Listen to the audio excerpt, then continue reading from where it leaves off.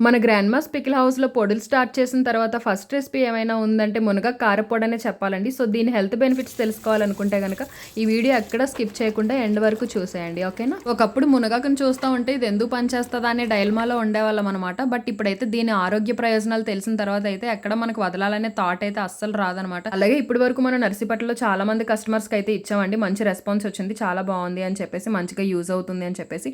అలాగే హైదరాబాద్‌కి కూడా చాలా టైమ్స్ ఆర్డర్ అయితే సెండ్ చేసాము. అండ్ రీసెంట్‌గా ఇంటర్నేషనల్ ఆర్డర్ కూడా వచ్చిందండి.